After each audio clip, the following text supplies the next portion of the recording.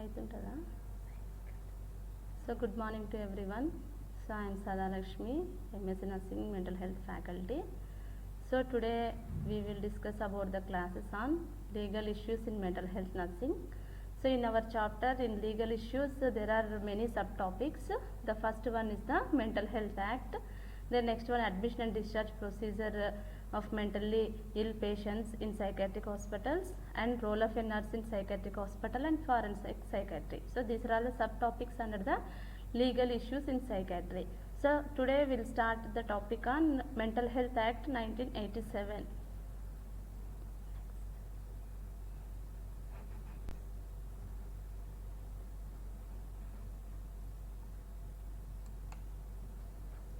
So the Mental Health Act 1987. So if you see the history, the Mental Health Act was drafted by Parliament in 1987.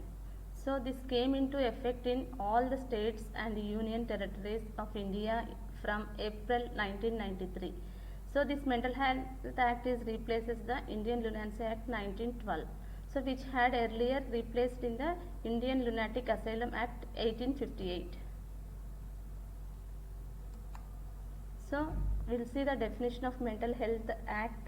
So this act to consolidate and amend the law relating to the treatment and care of mentally ill persons to make better provision with respect to their property and affairs and for matters connected therewith or incidental terrors. So we'll see the objectives of the Mental Health Act. So the first one is to establish central and state authorities for licensing and supervising the psychiatric hospitals. Second objective is to establish such psychiatric hospitals and nursing homes. Third objective is to provide a check on working of these hospitals. Fourth one, to provide for the custody of mentally ill persons who are unable to look after themselves and are dangerous for themselves or others. Then the fifth objective is to protect the society from dangerous manifestations of mentally ill. The sixth one is to regulate procedure of admission and discharge of mental ill persons. Next, to safeguard the rights of these detained individuals. Eighth one, to protect citizens from being detained unnecessarily. Ninth one, to provide the maintenance charges of mentally ill persons. 10th, to provide legal aid to poor mentally ill criminals at state expenses. Next, last objective is to change offensive terminologies of Indian Lunacy Act to new soother ones. Then coming to the next subtopic is silent features of this act. So this act mainly divided into 10 chapters which consisting of 98 sections. So chapter 1 deals with the preliminaries of the act. Chapter 2 deals with the establishment of mental health authorities and central and state levels. Chapter 3 deals with the establishment and maintenance of psychiatric hospital and nursing homes. Fourth chapter deals with the procedure of admission and detention of mentally ill in psychiatric hospitals. Fifth chapter deals with the inspection and discharge leaves of absence or removal of mentally ill persons.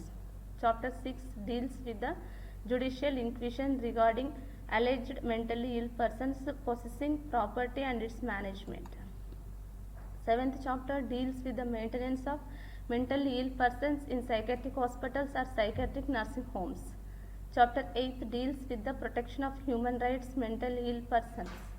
Chapter 9 deals with the penalties and procedures for infringement of guidelines of the Act. Chapter 10 deals with the miscellaneous matters not covered in other chapters of the Act. So we will see in detail discussion about the chapters one by one. So the first chapter deals with the preliminaries including terminology which is used in the psychiatric patients. The first one is district court. So district court is defined as a city civil court, principal civil court of virginal jurisdiction or any other civil court competent to deal with all of any matters specified in this act. Inspecting officer means a person authorized by the state government or by the licensing authority to inspect any psychiatric hospital or psychiatric nursing homes. Licensee means a license guaranteed under section 8. Licensee so means the holder of license. So magistrate, medical officer, mentally ill person, minor, mentally ill persons, psychiatric hospitals. So the next terms previously they were called asylums. Nowadays they changed the name of psychiatric hospital or nursing home. So lunatic previously they called it, now they are called as mentally ill persons. Criminal lunatic is replaced by mentally ill person. So these are all the terminology which are used in the first chapter. Coming to the second chapter, that is deals with the procedures for establishment of mental health authorities and state and central levels. So central authority, so it's nothing but shall be subject to the superintendent's direction and control of central government. It shall be in charge of regulation, development and direction and coordination with respect to mental health services under the central government. So these central authorities supervises the psychiatric hospitals and psychiatric nursing homes and other mental health services agencies under the control of the central government. They advises the central government on all matters relating to mental health. So state authority. So state authority shall be subjected to the superintendent's direction and control of the state government. So here the in charge of regulation, development and direction coordination with respect to mental health services under the state government. So supervise the psychiatric hospitals and psychiatric nursing homes mental health services under the control of state government. So they advise the state government in all matters relating to mental health. So chapter 3 deals with the nursing homes, that is maintenance. So it lays down the guidelines for establishment and maintenance of psychiatric hospitals and nursing homes. Provision for licensing authorities to process application for license. So the central government may establish or maintain psychiatric hospitals or psychiatric homes for the admission and care of the mentally ill persons. So here they separate the psychiatric hospitals and psychiatric nursing homes may be established and maintained for those who are under the age of 16 years, those who are addicted to alcohol or other drugs which leads to behavioral changes in a person, those who have been convicted of any offense. So then coming to the chapter 4, admission and detention of psychiatric patients in psychiatric hospitals. So here the admission is divided into many types. In general we'll see only routine admission and emergency admission, whereas in psychiatry there are some different admissions are there which are called, first one is admission on voluntary basis, admission under special circumstances, admission on reception order. So the first one is admission on voluntary basis. So the name itself denoting the voluntary means himself, the once the person who is feeling ill health related to mental illness or any mental health problems, so he comes willingly to the hospital. So it may be either request by measure for admission on voluntary basis, request by guardian for admission of the ward. So first one, regulation with the respect to voluntary patients. So on receipt of a request, the medical officer in charge shall make an inquiry within a period of 24 hours and if satisfied he may admit such applications as voluntary patient. Even voluntary patient admitted shall be bound to avoid by regulations as may be made by the medical officer.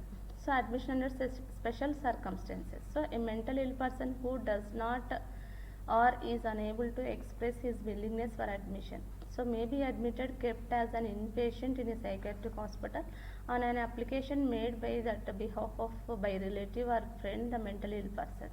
If the medical officers in charge is satisfied that is in the interest of mentally ill person, it is necessary to do discharge of voluntary patients. So the medical officer same, the medical officer has the right to admit, at the same time the medical officer should feel satisfied the patient illness is reduced, then the medical officer has the right to discharge the patient who is on voluntary basis. So here discharge of the patient within 24 hours on the receipt of the such request, the medical officer in charge is satisfied. So within 72 hours the request constitute board consisting 2 medical officers and seek its opinion. If the board is of the opinion that patient needs further treatment and medical officer should continue his treatment for a period not exceeding 90 days at a time. Reception order. So application of reception order and application of for a reception order may be made by the medical officer in charge or the spouse or other relative of the mentally ill. where the medical officer in charge is satisfied that the treatment in the psychiatric hospital is required to be continued for more than 6 months. It is in the interest of the health and safety of the mentally ill persons for the protection of the others. The application is to be made to magistrate within the local limits, the jurisdiction of the psychiatric hospitals. Every application shall be signed and verified in the prescribed manner. So shall be accompanied by 2 medical officers from 2 medical practitioners of whom shall in the service of government. So here they given duties and all. So next is the admission after inquisition. So inquisition means here the client and family members may put application to the court. So if any district court holding inquisition regarding any person who is found to be mentally ill, by order such person shall be admitted and kept as in patient in a psychiatric hospital. Then admission detention of mentally ill prisoner. So according to under section 30 of the Prisoners Act, section 330 or section 335 of the Code of Criminal Procedure in 1973. So directing the reception of mentally ill shall be sufficient authority for the admission of such person into any psychiatric hospital. So then next one is the chapter 5th. So here we will see the inspection and discharge, leave of absence and removal of mentally ill persons. So here inspection nothing but not less than 3 visitors shall at least once in every month. They will visit the psychiatric hospitals and nursing homes for the better running. Make a joint inspection of every part of the psychiatric hospital. Shall enter in a book kept for that purpose such remarks as they deemed appropriate in regard to the management and condition.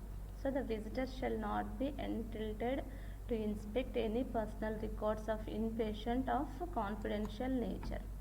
So discharge of subsequent found on inquisition to be found to be of sound mind. So if any person detained in a psychiatric hospital in the pursuance of a reception order is subsequently found on an inquisition to be sound mind or capable of taking care of himself, managing his affairs. So if these 3 functions made by the psychiatric patients, then he will be discharged by the medical officer in charge shall discharge such a person from the hospital or nursing home.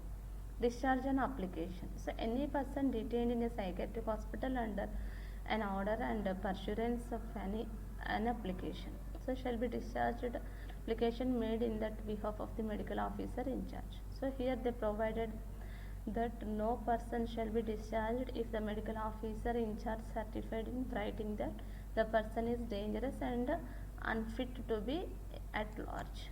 So discharge on request. If any person not being mentally ill prisoner detained in pursuance of an order who feels that he has recovered from mental illness may make application to the magistrate for his discharge from the psychiatric hospital. Then the magistrate will look after and he will be calling the psychiatric doctor and they will have a discussion. Then the application made shall be supported by certificate either by medical officer or in charge or psychiatrist.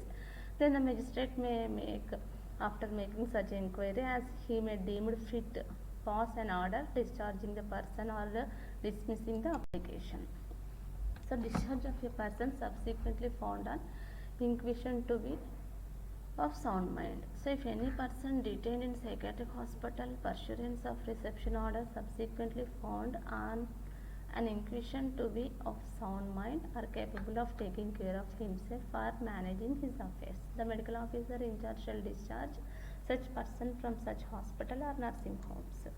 So if the leave or an absence, if a application for leave or absence may made to the medical officer in charge by the husband or wife of mentally ill person, relative of the mentally ill person, duly authorized by the husband or wife, by the person on those application the mentally ill person was admitted. Every application shall be accompanied by a bond undertaking to take proper care of the mentally ill person, to prevent the mentally ill person from causing injury to himself, and to bring back the mentally ill person to the psychiatric hospital on expiry or leave. The medical officer in charge may grant leave absence for such period as deemed necessary. The total number of days shall not exceed 60 days. So removal. Any mental ill person other than voluntary patient subject to any general or special order by the state government be removed from any psychiatric hospital or psychiatric nursing homes to any other psychiatric hospital or psychiatric nursing homes within the state to any other state with the consent of the government of the other state. So then we'll see the chapter 6, judicial inquisition regarding alleged mentally ill persons possessing property, custody of his person and managing his property. So if a person mentally ill possessed of property, an application of the holding inquisition to the district court within local limits into mental condition of such person may be made with the by any of his relative or by a public curator or by the advocate general of the state, by the collector where the property is land. So duties: guardian,